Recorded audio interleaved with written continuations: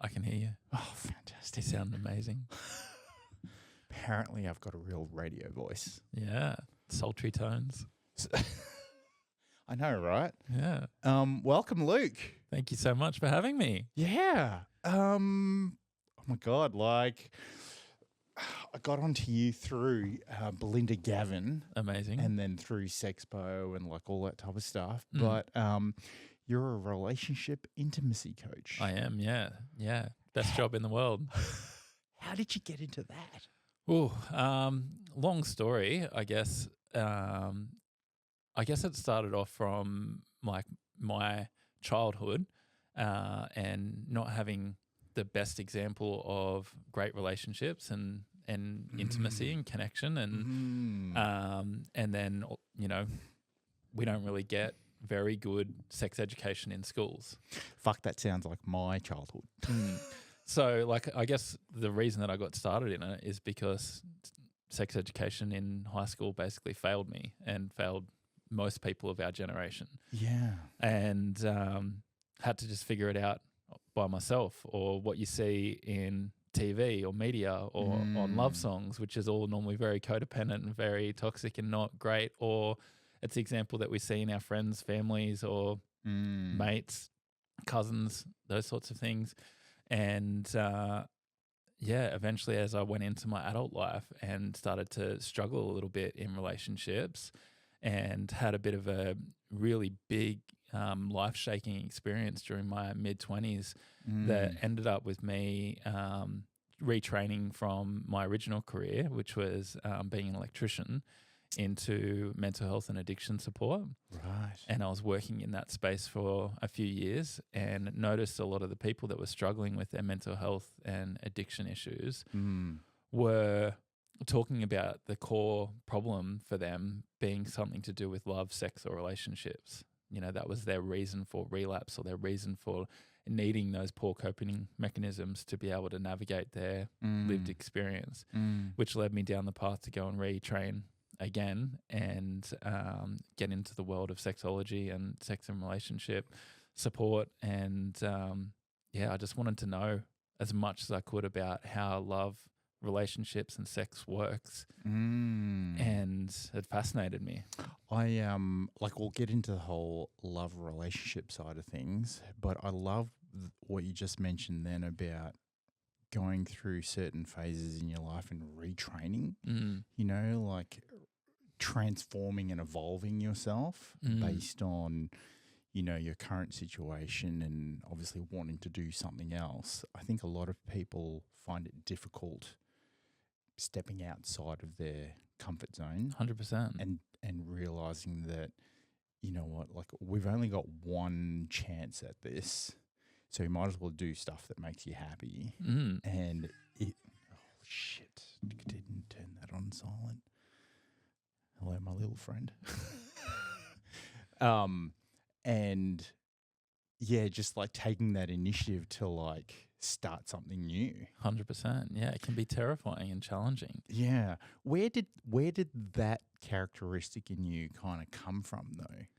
I guess I'd seen examples of that through people that were close to me, like, you know, my mum, for instance, retrained several times during my childhood into different careers and to things that she was passionate about, not specifically things that were going to make a heap of money. It was the things that really interest her. And I guess I was in the proximity of people that were also doing that.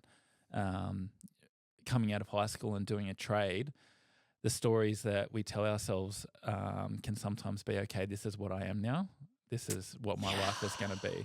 And the only way to become more successful is to get even better at this one thing that I've decided that I'm going to be right now. And then when you look at the other way other people operate is they're like, I've become a tradesman.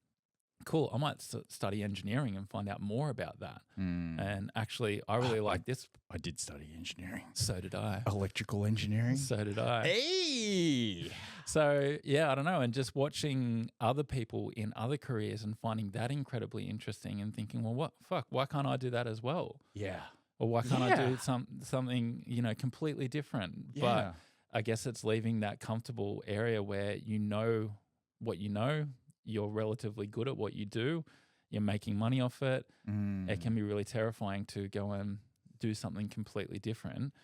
But I guess what was attractive to me about it was, doesn't mean I have to do something completely different. It might just mean that I learn about something that's really interesting to me, and I'm willing to do that all the time and continuously throughout my life, now that I have done that several times. And you didn't want to do engineering? I still do a little bit of electrical work. Yeah, okay. I still do that. I still got a bit of a muggle job from to keep the bills paid. Fucking muggle job. But anybody needs some electrical engineering, you know who to call. Not me.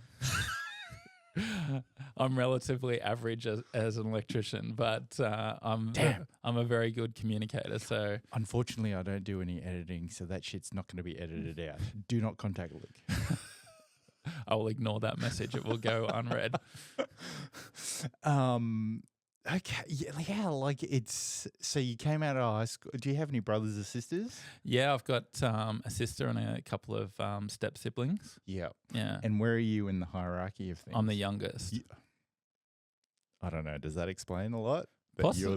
Possibly, yeah, because I mean, I got to see them all try adulting first. That's what I reckon. You got to observe and watch and see them kind of like go through different like transformations, absolutely, or training, and go, you know, it's actually okay.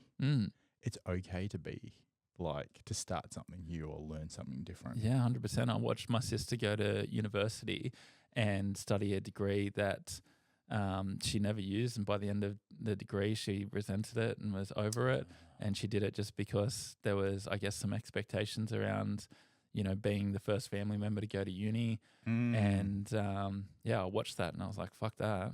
That was like my sister, but she like just fucking excelled, and I was like, fuck, I'm fucking in the shadows. What do I need to do? Yeah, and like I think she studied a Bachelor of Fine Arts, and now she owns like a functional fitness gym and fucking loves it. Wow. Completely different. I mean, there is an art to fitness though.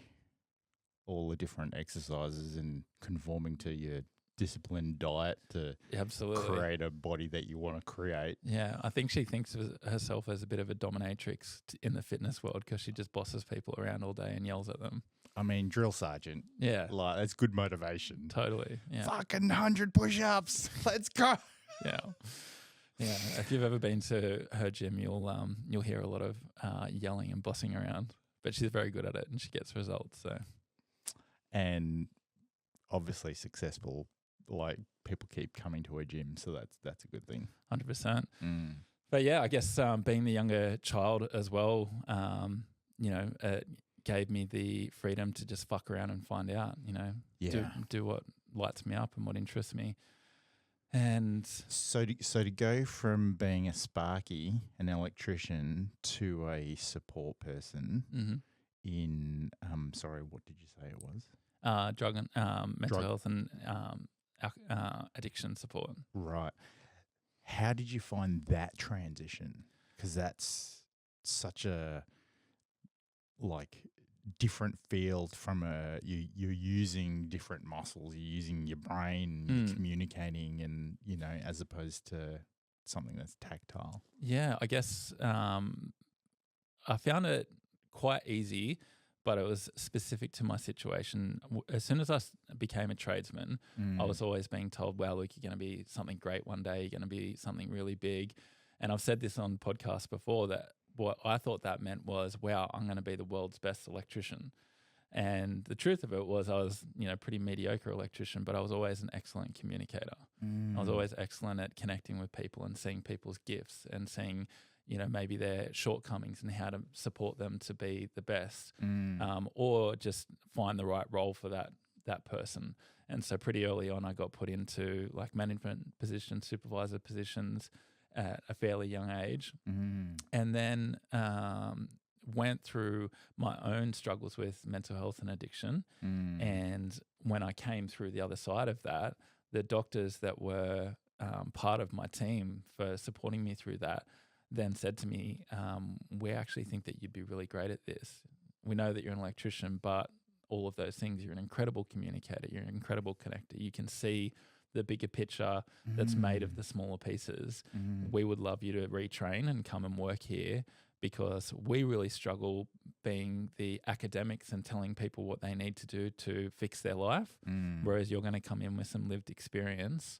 And it made so much sense to me, because living and working in the trade world, you'd see so many people that were struggling with mental health and addiction, you know, alcohol especially, you know, relationship struggles with, you know, working heaps of hours, being tired when you come home from such a physical job.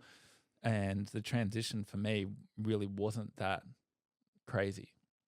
It just, because of my lived experience at that time, it just followed the wave of what I was living. I was tradesman, had mental health and addiction issues, worked through that, and then it just kind of funneled me into supporting other people. And I guess that's just kind of the way my brain works, is I like to figure shit out, find out how things work, and then teach that to other people.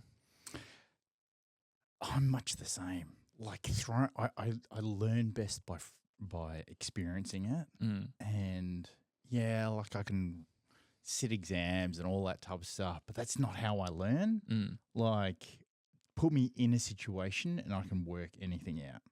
You know, like with photography, there's often certain types of photographers who are like, oh, we only do studio work, or we only do natural light. They'll never like cross over. And then you throw in the piece around location shoots, and they're like, oh, no, we got to like do some super planning and like go there and all this. I'm like, let's just go. Like, I'll work it out on the day. Yeah, problem solved. You know, yeah. And then you just like you can really test your muscle memory on all the different facets of what you're trying to do. 100%, and that relates into, I guess, all parts of life, especially relationships and intimacy. Is, you know, taking the tools that you've got in your comfort zone and then taking them into a squirrely situation and figuring out how you can still make things work, or what you might need to relearn or learn more about to make that work. Yeah. Did you transitioning like over from being a tradie to a support person, like did you have any issues or situations like with your mates that were like, oh, what are you doing that for, or, you know, all this type of stuff? Not really. I guess the people that knew me, it made perfect sense to, but then people that didn't know me so personally would ask, you know, what do you do outside of work, or what do you do with your spare time? And I would be saying, you know, I'm studying this, or you know, after work today, I'm going to go and work in this mental health rehab center. And they would be like, wow, that's a mixed bag that you've got there. But then when I would explain it, they're like, oh, yeah, that makes sense. So, yeah, there wasn't an extreme amount of pushback. I think there was probably some people that weren't very close to me that were more acquaintances that maybe had some judgments, because, you know, it completely changed the story of who I was as, you know, a rugby playing tradie to now somebody who's fascinated by sex and relationships. And shit, you're a real blokey bloke. I was once upon a time, but I didn't really fit that mold very well. I say that, and then I kind of think to myself, why did I say that? Because, like, what's a blokey bloke? Like a misogynistic, like arrogant mofo versus, like, you know what, you can be a blokey bloke and still do lots of amazing, incredible, delicate things. Yeah, absolutely. You can be the most conscious blokey bloke if you want to be. Yeah. Or you can be the most broy bro if you want to be as well. 100%. Actually, so I started Brazilian Jiu-Jitsu in October, and the dojo's been renovating a new space and all this type of stuff. And the head instructor, he like accidentally touched my hand like on the weekends. Like, I'm not gay. It's like, that's so funny. Oh my God. I'm like, I just didn't expect you to say that, but like, okay. Yeah, oh my God, I can't believe people still feel the need to say that in this day and age, but they're out there. Yeah, it was just funny. It was just making a joke out of it. But yeah, okay. So you went through your own like drug addiction experience, and then you kind of move into a counseling space, you would have so many stories. Oof, yes, I've got lots and lots of different stories, and I guess they're not that explosive or taboo to me. I was thinking about this on the drive over here, and even having a chat to the guys at work, most recently in my trade job, they find out what I do, and they come out with lots of different questions and ask for different stories, and I'll explain different things. They'll come up to me and be like, "So I heard about this thing, cuckolding, and what's that all about? That sounds super weird." And I'm like, "Oh, it's not weird." Explain what it is, and they're like, "Holy shit, you just still seem so comfortable to talk about this." And because I have done so many different trainings, around sexology, tantra, like BDSM and kink and all of those sorts of things, finding out the hows and the whys, like how things work, why people like these things, where that erotic mind comes from, it ends up stripping back the taboos around the stories or around the different topics or subjects. And when you understand how the thing works and why people might love to engage in that or be interested in that, the taboo strips away and the curiosity just comes through. And I become curious about wow, I can understand why people might be into that. Curious to know if I might be into that. And so, when I hear these stories or, client sessions or situations that people are going through, I am not so much like, wow, that's a super juicy or explosive story. I'm just like, fuck, interesting. Wow, that's cool. The curiosity, so I like how you said there about how it just strips away all this taboo and just the curiosity comes through because, either it's new information or it's some sort of explanation as to why things are the way they are. 100%. And information, I can't believe I'm going to say this, but information is power, but it's power that you can use for good or evil, and as long as people are using it for good, then it's all good for me, right? And I think, in intimacy and relationship, it's all about sharing that moment with the other individual. 100%. You know, and if you have more information about how to share more moments, then that's great. It is incredible. Yeah, we're having a conversation, some friends last night around human design. Have you heard much about human design? Yes. Yeah. And we were talking about how in relationships, partnerships, whether they're romantic or business partnerships, how handy some of the people that we know have found doing a human design comparison. And what I took from that was understanding how somebody operates, their modus operandi, is so helpful to become curious about them and connect with them more deeply and see them for exactly who they are. And that's where that curiosity piece comes in. Because if we're all operating from our own origin story and expecting the world to match that, then that's when things get really, really squirrely, and that's where judgments and taboos and all of those sorts of things come in. Whereas the curiosity for understanding a thing or a person creates connection and an understanding and a thought that we are all living our own experience in our own lives. And I then become curious about what your experience is and whether there's a pleasurable spot for us to be able to enjoy a bubble within that. I fucking love what you just said there about just seeking to understand. Because if you seek to understand and place no judgment whatsoever, there's no expectation, and it's just this exchange, and when you get to a certain point in your life where you realize that everybody's on their own journey, and you can either be a part of their journey or they can be a part of your journey, then it's such an enriching, wholesome experience or life that you can live. Absolutely. Yes, absolutely. There's really interesting topic in the relationship and intimacy support world, which is called conflict resolution or conscious conflict. And the whole premise behind conscious conflict is what we're talking about is, well, in conflict, most of us either want to pull away from it, like go into flight, or go into fight, and it just creates more disconnection. Whereas if you look at conflict as an opportunity to discover more about somebody and what their needs are, what their desires are, and it becomes an opportunity to become closer and more connected to that person, because you discover more about them when they're at their edge, when they're cracked open. I have always said that you learn the most out of someone in stressful situations, predominantly because, is it Myers-Briggs? I think it's Myers-Briggs, where you work out what your preferences are. And in times of stress, people always go back to their preference. So, like many years ago when I was working banking and finance, I was very analytical.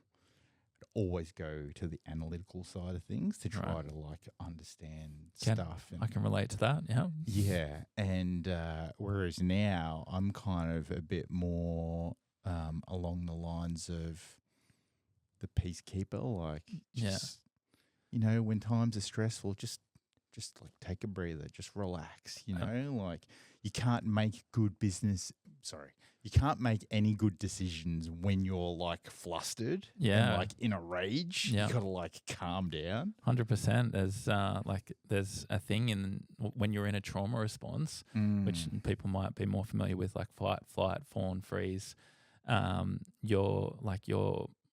There's a big part of your brain, which is the logical thinking part of the brain, that can just completely switch off. And that's where your decision-making faculties come in. And we talk about this a lot in my world around like consent and boundaries within intimacy, is when you're in one of these stress body responses, that's when we find it really hard to make decisions that are best for ourselves and for the relationship that we're in.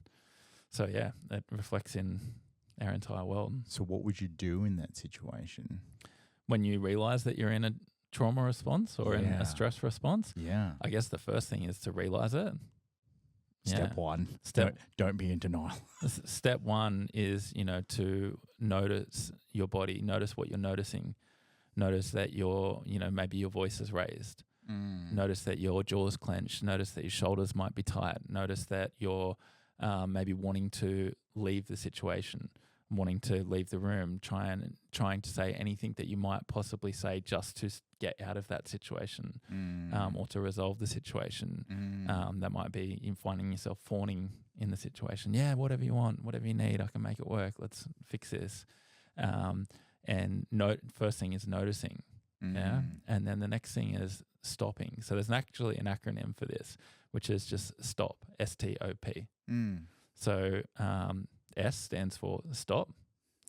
T stands for take a breath. So that would be like some sort of embodiment practice, whether it's just taking a big belly breath into your belly, anything that has to do with your vagus nerve, so like loosening your jaw, or, grounding your feet into the ground, like, pinching, feeling your wrist, touching your body, bringing yourself into your body and out of your head.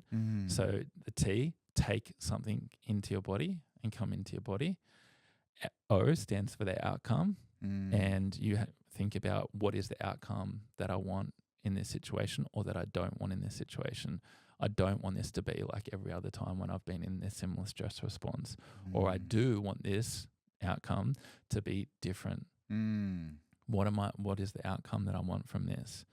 And then P is present what you're experiencing. Like, hey babe, I'm noticing that I'm like really angry right now, probably unreasonably angry at this situation, and I'd like to just slow this down a little bit and come back to the core of what's going on right now. Or I'm noticing that I just want to get the fuck out of this house right now and go. So I feel like I'm in flight. Or, I'm noticing that I'm saying whatever I think that you want to hear just to get this resolved and throw it back under the rug with the rest of these situations that I've been in a stressful situation. So that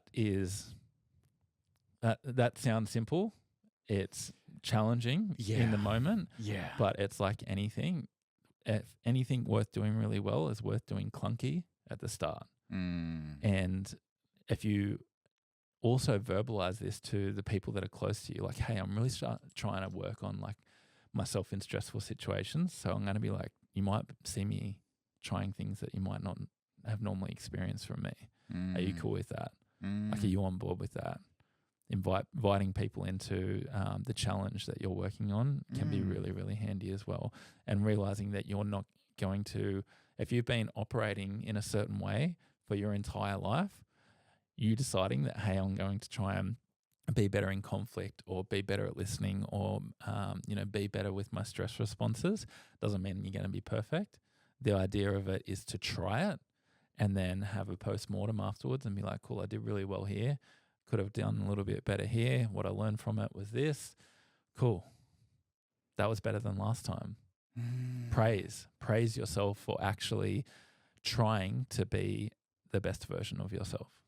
Holy shit. Like what you just described there is about, I guess, kind of like being conscious of what's happening not only externally but internally, and then being okay with like running an experiment on yourself and like seeing what the results are like and then doing a review and, that's exactly what it is. And then putting actions in place to like better that for the next time. So there's this whole like personal development of, how you operate. Yeah. And it all comes down to language for me, the internal language that we're telling, the stories that we're telling ourselves about what our operating mechanisms are and how that's just the way I am, compared to I might fuck around and find out, try some new stuff and invite some people in. Ask some curious questions to the people around me, like how do you feel I show up to conflict? How do you feel like I show up to intimacy, to this, to that? And get a little bit of a read on it. Okay, I'm really wanting to improve on this, this, and this. I might ask you in a little bit for some feedback on that. But Luke, I've got so many voices in my head. How do I know which one to listen to? Very good question. Because we all have voices in our head. We do. We've got the good voice and we've got the bad voice and then we've got all those other voices in between. Yeah. And sometimes it's a fucking traffic jam. It is a traffic jam. Yeah. Like, and I'm working my tradie job and like I'm trying to deal with fuckwits on site and all this type of stuff. Like, what do I do? What do you do? I think this will sound like very personal development as well, is radically accepting where you're at and that you do have lots of different stories running. Is just accepting it. And then like just knowing that most other people, unless you're some sort of guru that's ascended and found enlightenment, then do they exist? I haven't met one yet. Yeah, I haven't. I've met some that have claimed to be there, but I don't think so. Liars. But I think just radically accepting that, look, I've got some different stories running at the same time. Yeah. And depending on what mood I'm in, how much stress I'm undertaking, what level of pleasure I'm at, where my body health is, all of that sort of stuff. Yeah. Depends on how many voices are talking, what tone, whether they're screaming at me, whether they're laughing at me. They're all laughing. Laugh with them because you're going to laugh later at some point. That's exactly right. Like, okay, so I wake up in the morning. Yeah, I got some demons. I'm like, I need to thrash myself at the gym. So I go early in the morning, right? And I'm like, okay, I've done the hardest bit of the entire day. Yeah. Everything else is easier to me now. Yeah, you ate the frog. Yeah. Yeah. Do you know that saying? Yeah. Yeah. If anyone hasn't heard the saying, it's an old saying that says, if you've got to eat a frog, eat it first thing in the morning. And if you've got to eat 2 frogs, eat the biggest one first. Yeah. It just makes, for me, the way I operate, it just makes me feel so much better like throughout the day, Yeah. And yeah, it's I really like your approach in terms of like having that growth mindset, like growing consistently and learning about yourself in conjunction with like the people that you have around you. 100%. And it's I think I've certainly come across people who don't have that, and then more recently come across people that have that hunger and curiosity to kind of like push themselves more.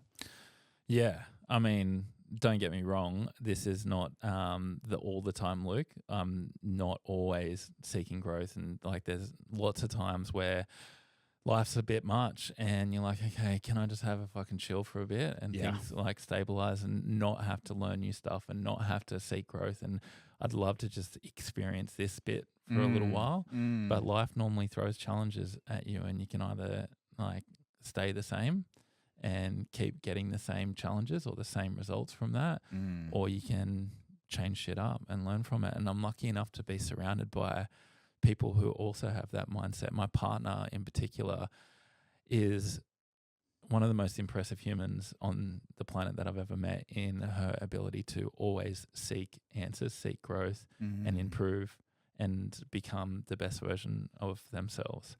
And to be in the proximity of that person and other people in my life makes it so much more enticing to also have that mindset. There is a is it a theory or there was a study that was done. If you surround yourself with high performing people, you naturally become more high performing. And so it's kind of like, it's great that your partner's like of that because you're both just kind of like supporting each other and bounce off each other, you know? Yeah, it's brilliant. Yeah. How important is it to select a partner that does support you? Oh, incredibly important. It's incredibly important.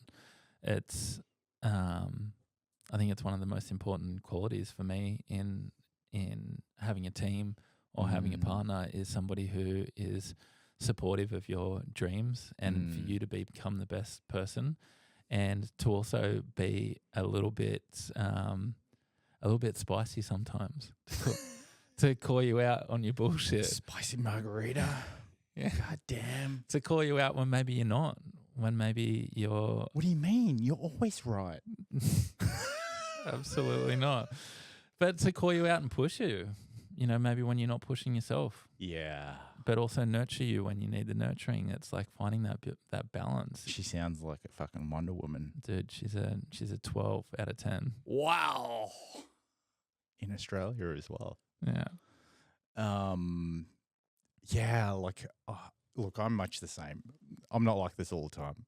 I need some downtime. I got like, you know, so many things going on at the same time.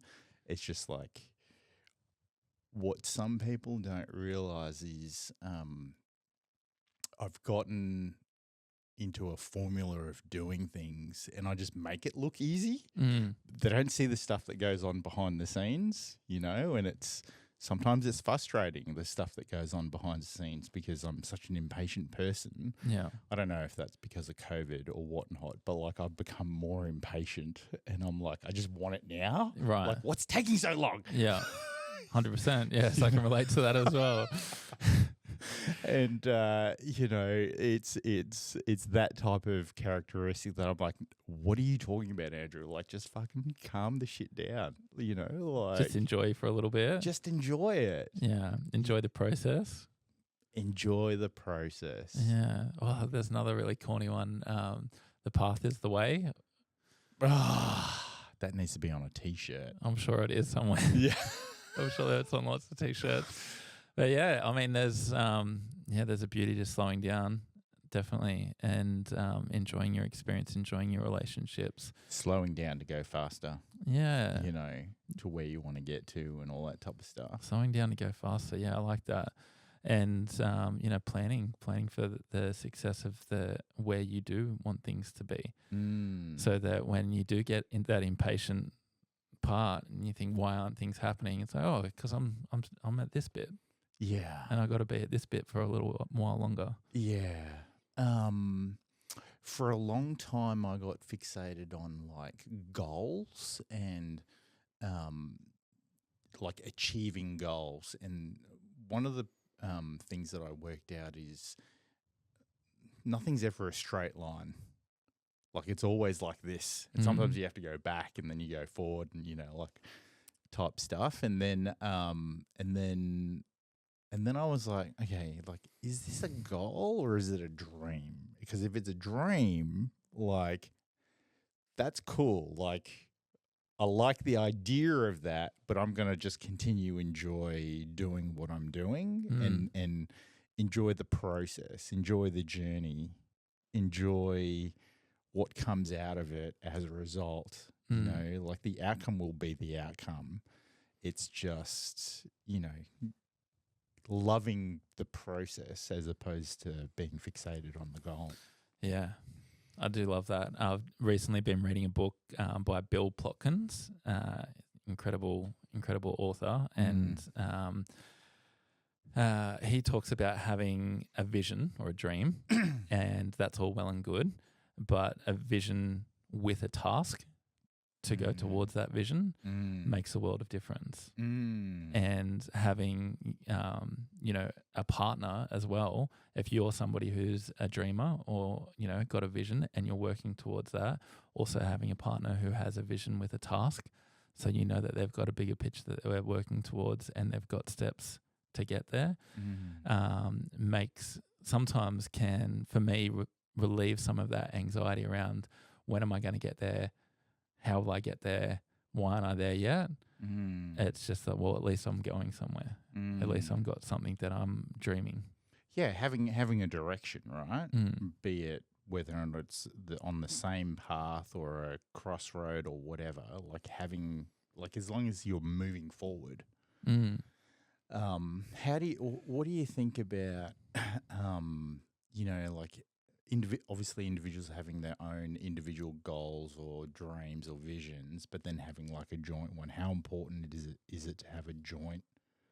Like, yeah, I think it's extremely important. Like, it's really, really important to have your own individual dreams and goals that you're working towards. Have a bigger vision for yourself, and then to have some joint dreams, visions, goals, tasks that you're working on as a collective as well. And it reminds me of like the theory of dependence in relationships. I think a lot of people, if you've been listening and had your eyes open by now in 2025, you've probably heard of like attachment theory and dependence theory, like codependence. And they talk about like codependence being people that, like, everything that they're working on or doing is like intermeshed together, entangled together. And so if one person's, you know, not doing so well, then the whole organism comes crumbling down. And then there's, you know, independence, where both people are on completely different trajectories and they're doing their own thing, and there's no sort of meeting in the middle. There's no collaboration within those things, and there can be disconnection with that. And the sweet spot is interdependence, you know, where there's a me and there's a you, and then there's a we in the middle. And the me and the you are working towards our best selves, which makes the we in the middle something incredible and special. Is that something that you would coach people through, like, getting to that point? Is that the ultimate, like, utopia? It is. It is the ultimate utopia, but also radically understanding that level of we in the timeline of a relationship can become bigger and smaller depending on where we are on our own individual journey. You know, as long as there is a we there, that's still the sweet spot. You should be a politician. You said that very well. Thank you. Yeah. I've practiced it a few times. It's so important. Like, I've been in relationships where I've lost my identity, and I guess I have my own childhood trauma, my own abandonment issues, and it's kind of like, you know, it's okay to have your own identity, and if you end up having a partner where you can have a joint we situation, then that's good, but it's still okay for you to have your own identity. Yeah, it is. It's important. It's incredibly important to have your own identity within a relationship. Because when we become entangled, like you said, we lose ourselves. We just become the us. Yeah. Yeah, and it can be attractive to some people depending on what they've had growing up within their childhood. It can be really attractive to be that person's everything, and that person be your everything, and to know that you know they feel the same. It's like a comfortable little cuddle, but when things get a little bit squirrely in each or the other's lives, then that completely affects the other person. Yeah, and it can throw the And whole... it becomes completely toxic. There's people that live in codependence for their entire lifetime, and they're cool with that. They're chill with that. But they also struggle a lot, like a hell of a lot. And there's relationships that live in independence for their entire life.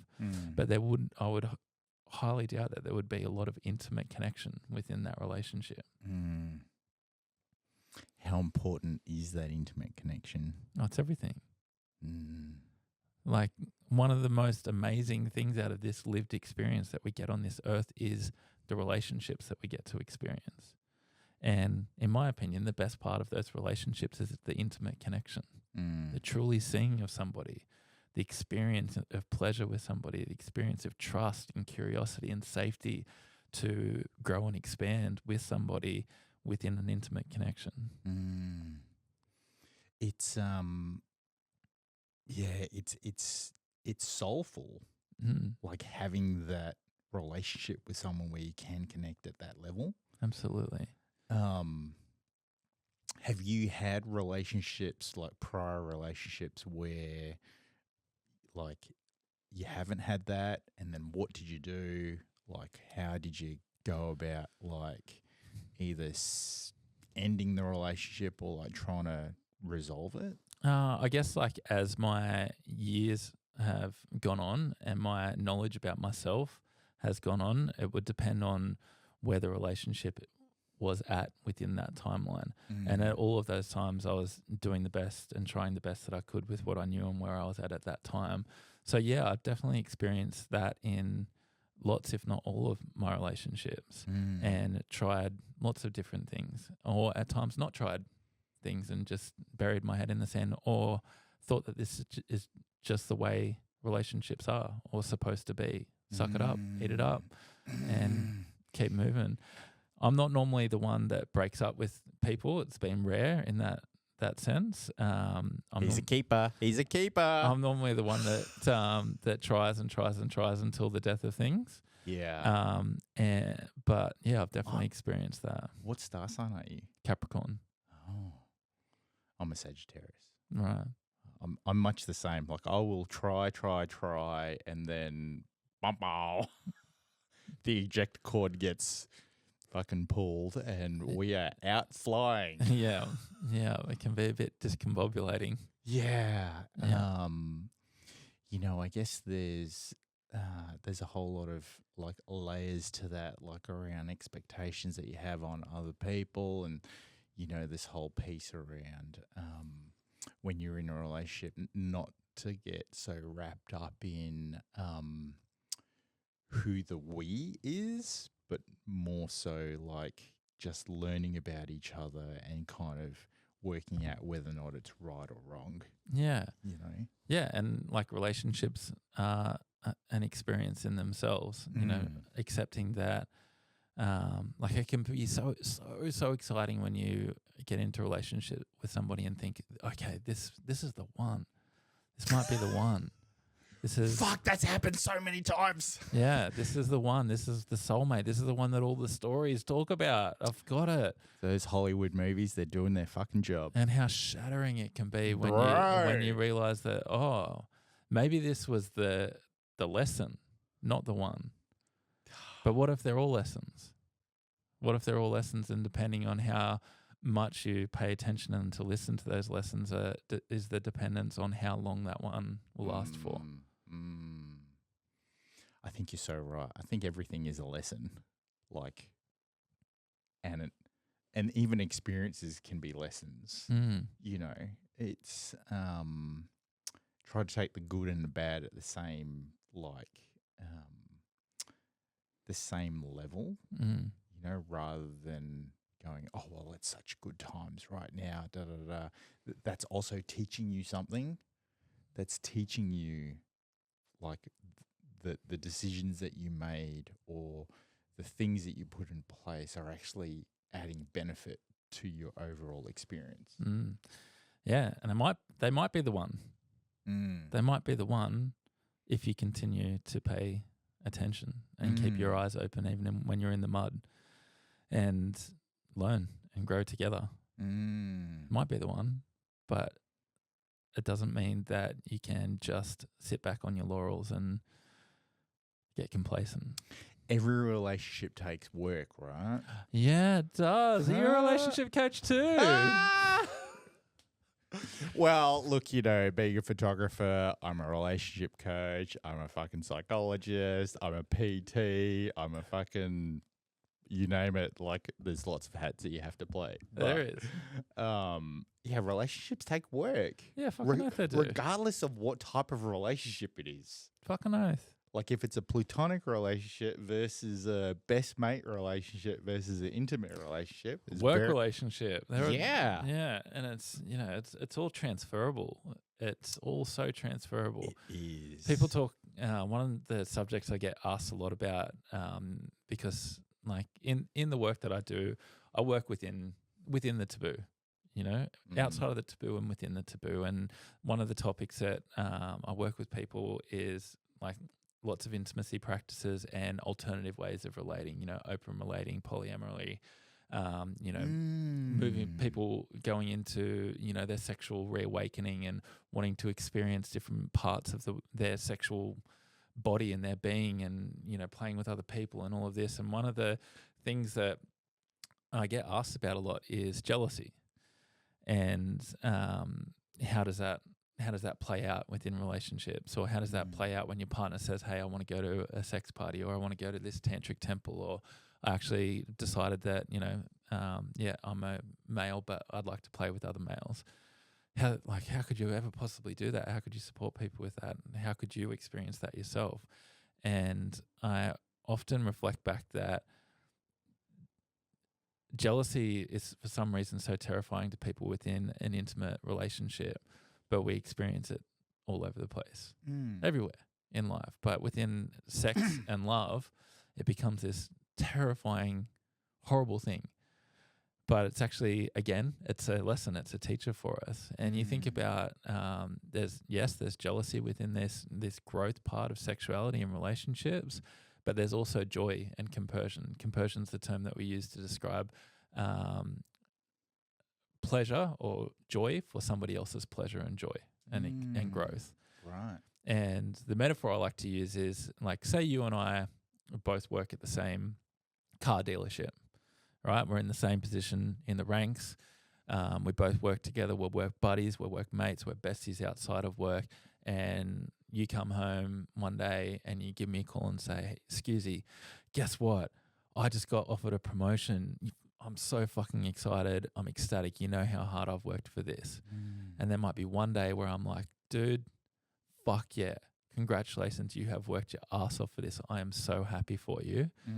Oh, mate, let's go and get a beer to celebrate. Another day, depending on where I'm at, you might make that same phone call and think through my head or say to you, are you fucking serious, bro? I've been working just as hard as you. I can't believe that you got that and I didn't. This is ridiculous. I'm so upset right now. I don't think we can be friends anymore. Fuck you. You know, come and collect your shit from my house. Shit. I do not want to have that conversation. But that's jealousy and compersion within a friendship relationship or a work relationship. And the lessons are in front of us everywhere with our connections that we have through our entire life. Jealousy is spawned by the ego, though. True. And so at the end of the day, if you can manage and control your own ego, and I kind of try to visualize or kind of materialize the ego as being like one of those voices in my head. You know, if you can manage and control that, then you should really be supportive for like anybody who's, you know. Absolutely. Or just speak into it, acknowledge it. Hey, I'm feeling some jealousy come up right now. Yeah. And I think what that means for me is this, and this. Whereas the natural way to deal with jealousy is, well, you've done this thing and it's made me feel X, Y, Z. Fucking shit. Compared to like, I need that promotion. How dare you? I can't believe you. Like all of this sort of stuff. You always and I never. And like it becomes like an outward emotion. As opposed to an inward. As opposed to an inward emotion, and being able to verbalize like, hey, I'm having this feeling within me of jealousy. But Luke, I'm a bloke and I can't really communicate that well. What do you say? What advice do you give to someone who says that? How hard have you tried? Oh. How hard have you tried to communicate better? What help have you asked for? Is there anything that you have tried in the past? No. What are you feeling right now? How are you feeling? Me? Yeah, how are you feeling? Bit jealous. Yeah. Yeah. Yeah. What's below jealousy? What's underneath that? My masculinity being shunned. Yeah. And my skills being shunned. Your skills being shunned. So what emotion would you use to describe that if you were trying to describe it to somebody else? If there was like a worded emotion, one word emotion. Fear. Yeah. So you're feeling fearful of what? Someone doing better than me. Maybe not being good enough as well. Yeah. Yeah. Or not being as good as you thought that you might have been. There's that abandonment issue. Wow, you're actually really good at talking about feelings. Shit. Am I? Yeah. Oh, wow. You just described that feeling really well. Thanks for that. I appreciate you. I feel like I know you a little bit better now. Thanks, Luke. Look, I grew up overseas. And being a third culture kid overseas in the 80s, it's very hard. I didn't have one set group of friends. So having to make new friends and say goodbye to old friends like all the time was really, really hard. Yeah. And then we moved to Perth in, going on a complete tangent here. We moved to Perth in 93. Yeah. Straight into year 9. Yeah. Right? Oh, and by the way, I was 6 foot at age 12. Jesus. And so straight into year 9, I was more Asian looking than how I am now. So you can imagine Perth, year 9, 6 foot, American accent, because we lived in Singapore. Oh, yeah. And Asian looking, and all these kids, they grew up with each other from primary school. Yeah. It's like, who the fuck's this guy? Yeah. And living in Singapore is a whole different thing. Like it's such a international, multicultural city to live in. That's a very different, very, very different experience to coming into a Australian city. Yeah. Plus it was old Singapore, not new Singapore. Right. Old Singapore, tallest building was 22 stories, Pan Pacific Hotel. Whereas now we're like in the hundreds. Yeah. You know. Yeah. So, I mean, what did you notice being the biggest challenge going into that school? Just trying to fit in. Yeah. And not stand out so much. Yeah. It would have been challenging because you would have. Yeah. Yeah. So trying not to would have been like super, super challenging. Yeah. Because you literally can't. Yeah, exactly. Exactly.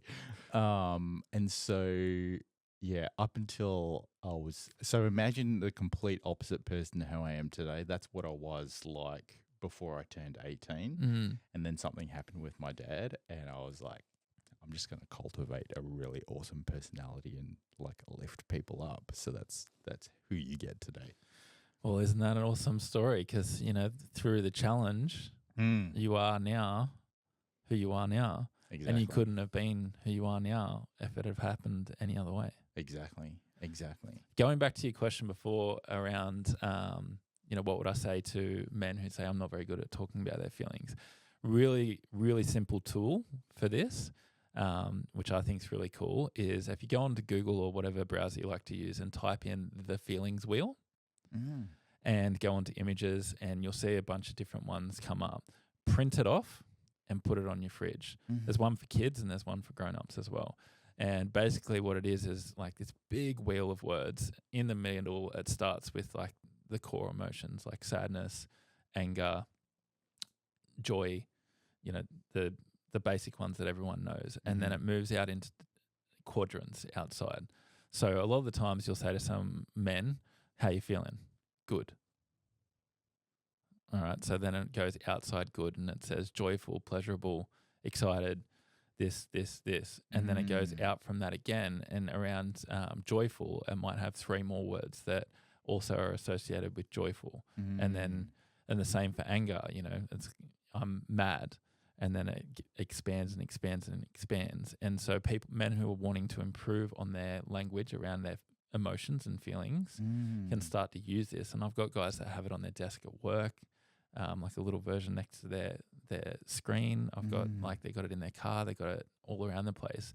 And they practice saying, all right, hey, hun, I need to talk to you about something. I'm feeling really mad, which is making me feel resentful of you because of this situation that happened the other night at the party where I overheard you putting me down. That made me feel really like degraded and embarrassed. Can we talk about what I might need in the future? That's actually a really good tool. It's excellent. Yeah. So really good for children as well, or adolescents that are trying to work on this stuff as well. I guess if someone came to me and said good, I'd be like, are you sure? Are you sure you're feeling good? Because it's not what I'm saying. Oh my God. I remember when I was in drug rehab, working in the drug rehab space, they wouldn't allow people to say good. Like when you, or they actually tried to not say how you doing. Yeah. Because it always was like a flippant response. Yeah. But I remember like having probably one of the very hardest, and like we were learning about this and teaching this. I remember having one of the hardest days in that period of my life, and noticing somebody walk past, and as they walk past, I put on a brave face and like, hey mate, how you doing, Luke? Yeah, good. And I was like, oh my God, I'm so not fucking good right now. And I was like, actually, I'm having a pretty shit day, but thank you for asking. And but yeah, I hope you have a good day, mate. And it was just like my having to eat my own humble pie around trying to tell people to be better at talking about their emotions, but not being in that space. I think it's so easy though for us to just get into this frame of mind of being casual about things. And then not really kind of acknowledging or diving deeper into letting people know how we actually feel. How do you think social media is kind of like added to all of that? Because I've said it before and I'll say it again. Like information's power, but it can be used for good or evil. That's kind of like with everything in life. You can use it for good or evil. Social media can be used for good or evil. And I think, you know, if you regulate your social media, if you don't take it so like seriously or whatnot, or get so engrossed in it, it won't take over your life. Right. You know, and I find that some people still do that. Still let it take over their life. Yeah, still let it take over their life. Yeah, I'd say that if there was numbers on it, it'd probably be the majority of people. Depends on your personality and your human behavior types on just how much that has a negative effect on your life, how aware of it you are, or what your intention is around social media, or how emotionally aware you are around how that's affecting you. There's plenty of people that know exactly what it's doing and they'll still have, you know, a 45-minute scroll hole and just suck it up. 45, 3 hours. Yeah, 3 hours. Yeah, 1 minute you're going into the toilet for a quick poo and then next minute it's 2 days later. I've heard so many stories. Oh, sorry, I've seen some stuff online. Like, yeah, like, you know, you go into the toilet 3 hours, 4 hours later, you're still in there. It's like, bro, how long is it fucking taking you? Yeah. Just fucking in and out. Oh, God. man. And like, I don't know how many times I've written it down in my journal, like I'm going to regulate my time on social media and I'm not going to scroll anymore. And literally last night, before bed, my partner said to me, "Oh, what are you reading, babe?" And for a second in my head, I thought about saying, "Oh yeah, just like the Art of War by blah blah blah." Yeah. But I was just like, "Oh, I'm not actually reading anything. I've just been scrolling for the last 30 minutes, and I feel dumber for it." But yeah, I don't have the answer to that question. Unfortunately, I'm still working on it myself because a lot of businesses are on social media. That's how you get out there. Yeah. That's how you spread your message. Exactly. And part of that's also watching what other people are doing, with the intention of learning from them, being inspired by them, or your subconscious telling that you're nowhere near as good as them and that you're a piece of shit and you're an imposter. And so there's a need for it for a lot of businesses and a lot of entrepreneurs or people that are trying to make change in the world to be on social media. But yeah, the negative effects that it can have on you are drastic and prolific. If someone came to you and said, "How do I do what you do?" what would you tell them? How do I do what you do? I guess my question to them would be figure out your why first. Why do you want to do what I do, or something similar to what I do? What's your why? What's your intention?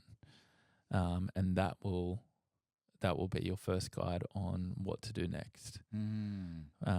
What's your why might be, I just want to do everything that you've done. And all right, well, I can give you a list of the trainings that I've done, but you're never going to be me. Yeah. You're never going to be able to do what I do in the way that I do it. So what's the why and what's your intention?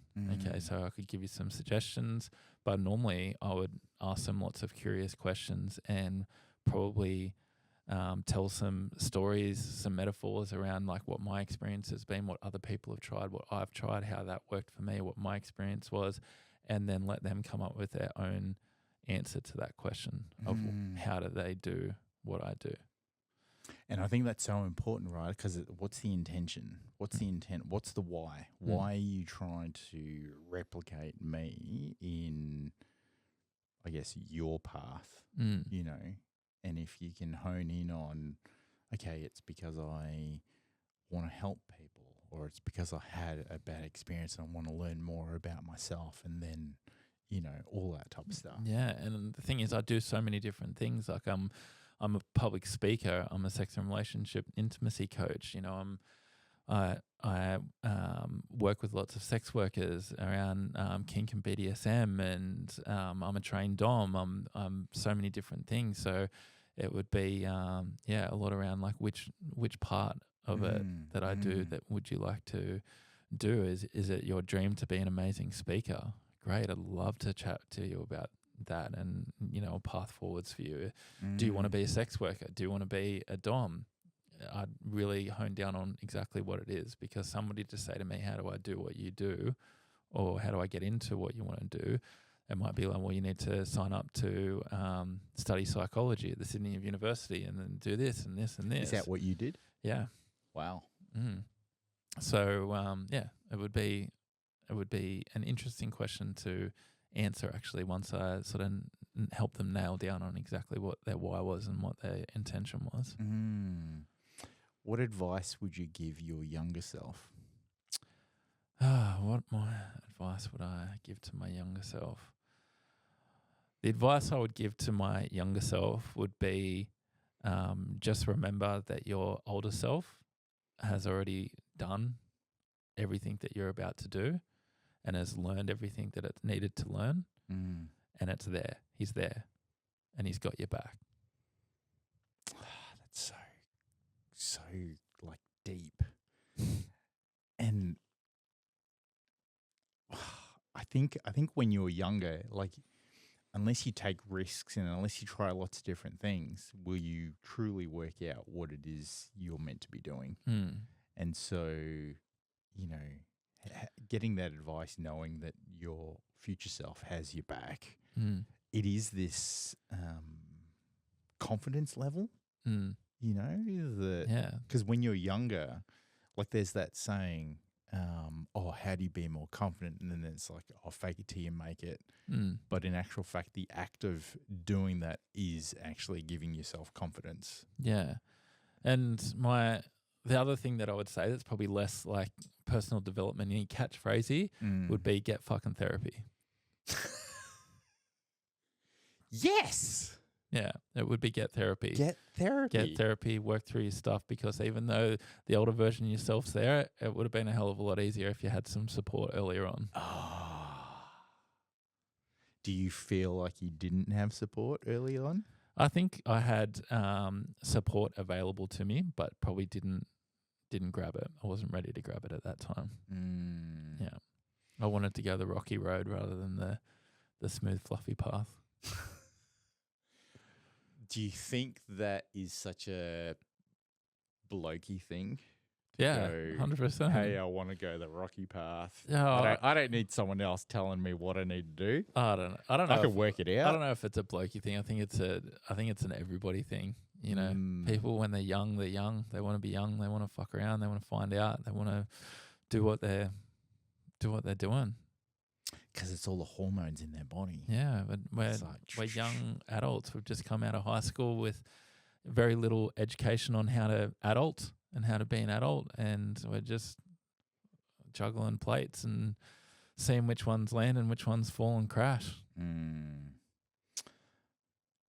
We've spoken a little bit about like seeing stuff like on movies and TV and all that type of stuff, and it's all these stereotypes. And what point in your life did you decide you were going to create your own stereotype, or you were going to create your own individual like life and persona?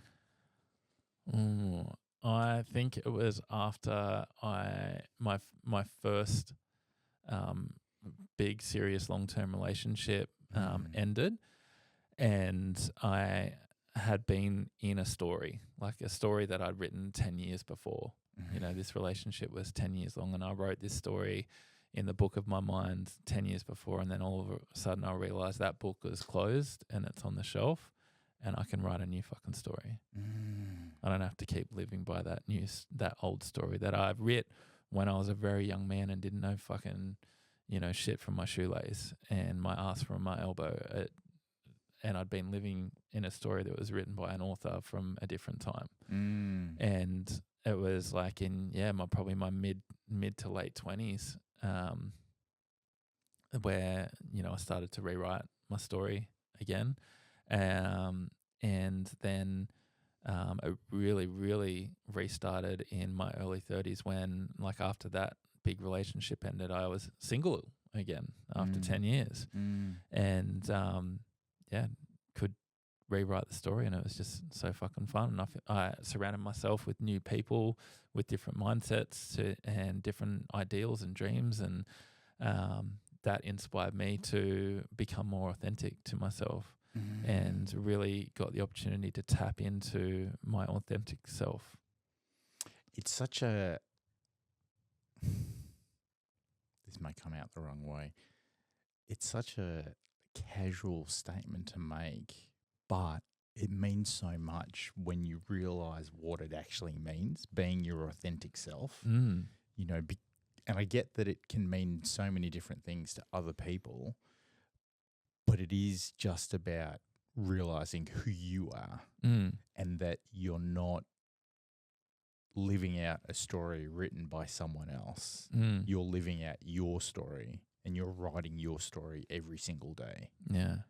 You are. Yeah, you get to rewrite the story as many times as you want. Every time you wake up in the morning, you can rewrite the story to what you are authentically feeling that day. And it's funny, when I did do the big story rewrite, the story, like the chapters and the themes within that story that I got to rewrite, were actually remarkably similar to a lot of people through that previous time who had truly seen me, had offered suggestions or noticings about myself that maybe I wasn't, you know, are you sure that you really want to do this and that maybe you wouldn't like this? Or are you sure that you're really straight? Are you sure that, you know, all of the, How did you take that question? when in my youth, I was like, yeah, of course I'm straight. Straight all the way. Girls all the way. Boobs and pussies. Let's do it. Shit. And they wouldn't have been asking those questions for a long time unless they saw something a little bit inauthentic about me, or they truly saw a little bit deeper below the surface. Yeah. And it wasn't until I got to this age where I was like, actually, I can be like what I am right now within here, and there will be people that will see that and love it. And so, yeah, that was one of the story rewrites, that I'd been living as a straight male for, up until my 30s, and was able to embrace my sexuality in that point, because I had some beautiful people around me that that again offered that olive branch of noticing, but then also called me out as well and said, actually, your answer, I can tell, is bullshit. And I was at the point where I was able to take that and be like, yeah, you're right, it is. Was that's confronting though? It was confronting, but for some reason hilarious at the same time. What do you mean hilarious? It was hilarious because it was hilarious because it had been asked so many times, right? That I can't even tell you why. All of a sudden, I was just like, "Yeah, actually, you're fucking right." Right. Yeah, and then I just laughed hysterically for about 5 minutes that it had finally come out of my mouth. Right. The funny story behind it is, if we've got a little bit of time for a story, was somebody had said to me, so you're queer, right? Like, how many men have you been with? And I was like, no. Again, I was totally straight, girls all the way. And they said to me, cool, awesome. You sure? It's like, just casually. Yeah, because I'm queer, and my like queerdar is like pinging way over here. Right. And I'm like, no. Look, I find men attractive, but that's I can see the attractiveness in men, but that's it. That's like anybody. It's like saying that painting's beautiful. Yeah. And they're like, yeah, cool. Still don't really believe you. Is that your laptop over there? And I was like, yeah. That's my laptop. And they're like, well, do you want to just quickly flick it open and we'll have a look at your porn history? And I was like, fuck.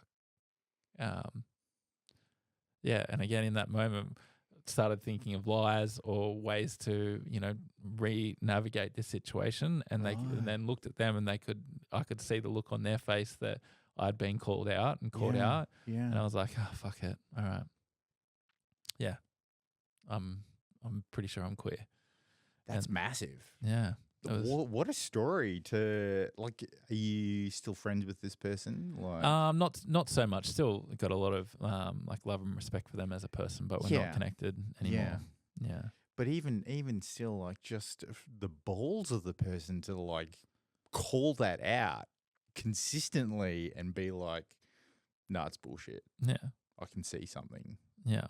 And I guess in that situation of them calling that out, they were like, well, if you were ever going to live authentically, now is the time. Why not? And I, like, in that life stage, I agreed. I was like, yeah, why the fuck not? I think, I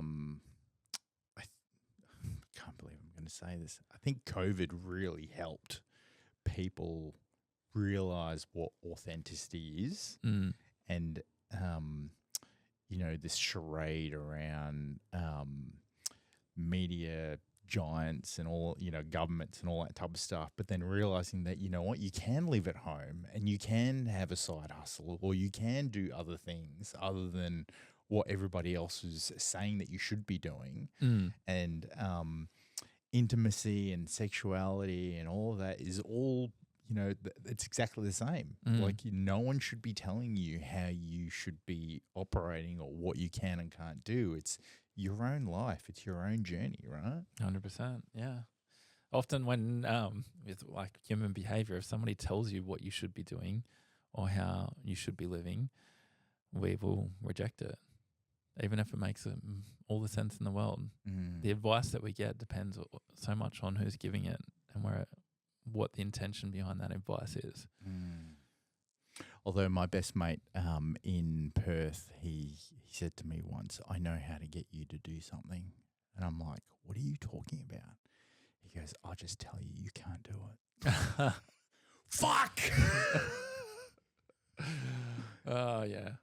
Yeah, I could probably relate to that as well. Yeah. God damn you, Dad. Always telling me no, I can't do shit. Yeah. And then I'm like, I'll prove you wrong. I'll show you how I can do it. I think I kind of work a little bit on the opposite to that I thrive so much on like positive feedback or words of affirmation. If somebody tells me, oh, yeah, I think you could do that, Luke. I'm like, really? Me? All right. Positive affirmation is such a great thing. Yeah. Like, yeah, just that little seed of like, you know, nah, you got this. Yeah. Really? Oh, okay. Yeah, I think you could go and speak on stage at Sexpo in front of thousands of people. Really, me? Sure. Okay, I just apply it. I'm on. I got it. What was that like? Oh, it's like, oh, it was incredible. Yeah. Yeah, it was amazing. It was like a huge moment in my career to speak on the sex education stage at Sexpo for the first time and to speak to over a couple of thousand people over a weekend. Yeah, it was mind-blowing. And I even feel like a little bit of emotion running through my body right now thinking about it. Yeah, like to go from the journey that you've had to like this moment of sharing all this information with people and public speaking. Yeah. Such a fucking achievement. Yeah, it was incredible, and it's incredible. It's been incredible every single time that I've done it over like the 4 years that I was both speaking, emceeing, and running the sex ed stage after that first time. After Belinda gave me my first crack, who you had on the show. Yeah. And trusted me with the microphone, which is dangerous. But yeah, it was amazing, and it was just so fulfilling to see so many people come and seeking conscious education around sexuality and sex and taboo topics and getting to, really talk about my favorite thing to talk about and see people really thriving on it. Do you get nervous? No. No? No. A little bit, actually. Depends. Sometimes it totally depends. Sometimes I roll in and I'm completely not nervous and people are like, how are you not nervous? I'm like, I don't know. I fucking love this shit. This is like my happy place to be up here on the microphone. It just fuels you, right? Yeah, and you just get such a buzz out of it, and it's like this, the muscle memory then kicks in and you're like, this is why I'm doing what I'm doing. Yeah. But I would describe my my nervousness, not so much as like a fear-based nervousness when it does happen. It's that I'm like probably excited and like have nervous anticipation of doing a good job. It's the same biological processes that you have when you're nervous versus excited. Yeah. So sometimes some people can't correlate the two.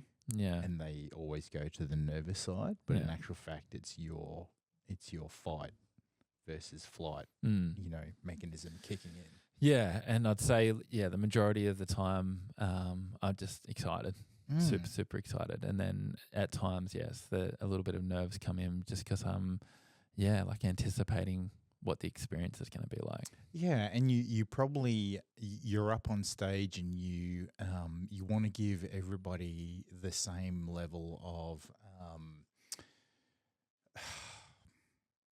I'm going to say performance, but it's not a performance because you're kind of like interacting with the audience and enriching them with your own knowledge and your own experiences, but you have this expectation of wanting to do that for everybody, right? Yeah, totally. Yeah, that I definitely agree with that because I've been doing it for so long now, not just for Sexpo, with heaps of different events and programs, and some of them have been like knocked it out of the park, stellar. Like, wow, that was I did so well there.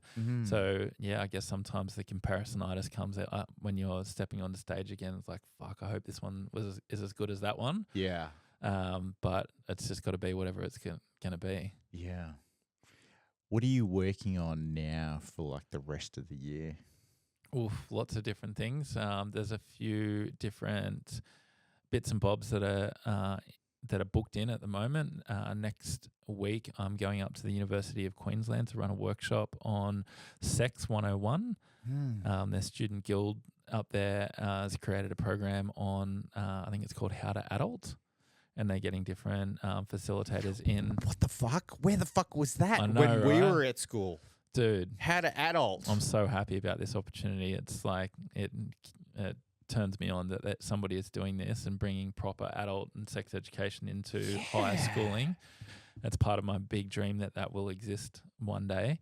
And they seem to be kicking it off. So, yeah, I'm going up there to run a workshop around all of the basics: consent, boundaries, conflict resolution, communication tools, that sort of jazz. That's cool. And then do an online program for their students as well. At a big festival up in Sunshine Coast called Rabbit's Eat Lettuce. My partner and I are running some workshops up there in a couple of weeks' time over the Easter long weekend. Going to Spain in midway through the year to again support my partner on training that she's been doing. That there's a week-long intensive over there around domination and submission, which is super juicy and fun. Yeah. And yeah, there's lots of things happening. There's a couple of new iterations of Sexpo coming through. Some people that are filling that gap. So in Sexhibition, yep. And there's a second one that's coming up as well. But in conversations with them about hopefully getting that kicked off again in the near future, which is super exciting. And yeah, supporting my clients and my individual clients. My partner runs a business that runs tantric temples nights across the country. So there's lots of those in the works where I normally go and be the runner boy and the helper boy and hold space holder in different shapes and forms. The runner boy. Yeah, the runner boy. As in the lackey. Yeah. Like.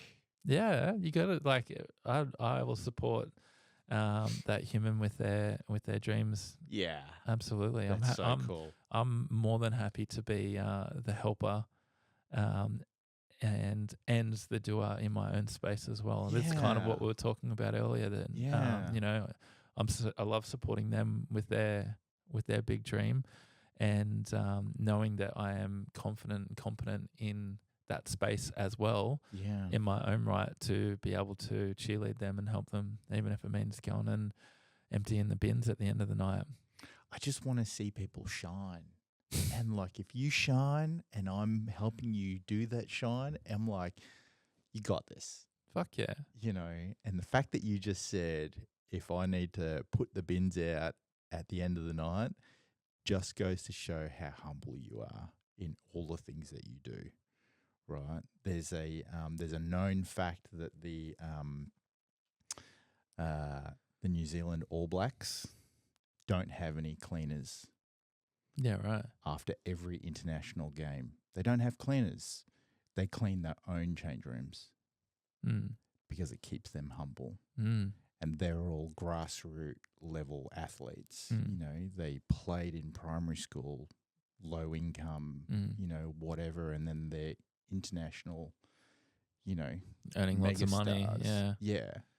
But they still clean their change rooms. Dude, I think almost everybody that I've run into in my industry is as humble, if not more humble than me. Because if you're working in a space of sexuality and relationships, one, you know that it's a fucking big deal for most people to come into that space for support or for an experience or to learn. Yeah. So the humbleness comes with the job. I don't think you would be taken too seriously. And those out there that are in this space that aren't humble, people don't really resonate or connect with them. You know, like if you're coming from a place up here on your high horse and telling people how they should be doing sex and relationships, people aren't going to listen to that. They're not going to appreciate that. If they can't come to the side of stage after you've finished doing a presentation or a talk and have a chat to you, a real chat, then they're probably not going to absorb the transmission. It's almost like people will just weed that stuff out, and then what's happened is you don't see any of that. You don't see anybody on their high horse telling you how you should be running your relationship or doing your thing. Oh, yeah. But at the same time, I wouldn't hate to have a team of people one day around me, supporting me, that I'm paying them really, really good money to be doing those, some of the menial tasks so that I can, focus a little bit more on the bigger picture and the bigger pieces. So, there's reasons and seasons for these types of things, and different ways of displaying that humbleness. But yeah, right now, if there's somebody around me that's got a dream and a task, and I can help them with some of the tasks to get to the dream, I'll do it. Yeah. Well, Luke, thank you so much for coming on the podcast. Listening to your background and listening to what you've gone through and how you're helping people is just phenomenal. Like, I think you're truly an amazing human being. Thank you so much. Yeah. It's been an awesome conversation. I've really enjoyed getting to know you and just having some juicy yarns, man. Yeah. Like that. Look, it is. I get a real kick out of like doing this. Yeah. Because like social media is not very social. And True. So how do you learn more about people? Well, you have to like dive deeper. Yeah. And like have conversations. And yeah, like I'll share like little snippets and stuff on Instagram or whatever. But like,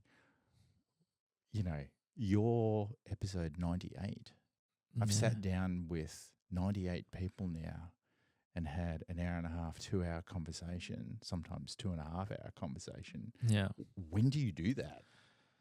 Dude, not very often, unless you make time for it, or there's an undeniable opportunity to have an awesome conversation that that you just can't walk away from. Yeah. But one of the things that I love about like podcasting and what I do is how many awesome, amazing people that you truly get to have a connected conversation with. Yeah. And then you just get to put them in the Rolodex of amazing people that you get to meet in this lifetime. Exactly. So thank you so much for having me. Exactly. I'll just take a quick selfie. Yeah. Awesome. How can people contact you? Best way is through Instagram. So if you go to Instagram and type in @Luke Skewes, LUKESKEWES, you may have to type that whole thing in because depending on how angry Instagram daddy is at me, or how naughty I've been against the community guidelines and rules. I know that feeling. But yeah, Instagram's the best place to find me. I'm sure you might put it in the show notes. Yeah. And just check out my content. And if you've got any specific questions or requests, then send me a DM and we'll see if we can help you out. Yeah, awesome. And the next episode, I'm getting your partner on. So, yeah. Oh my God, that's going to be a juicy one. Not today, though. Thanks, everyone, for listening in. Make sure you hit subscribe and that notification bell, and I'll catch you guys all on the next one. See ya. See ya.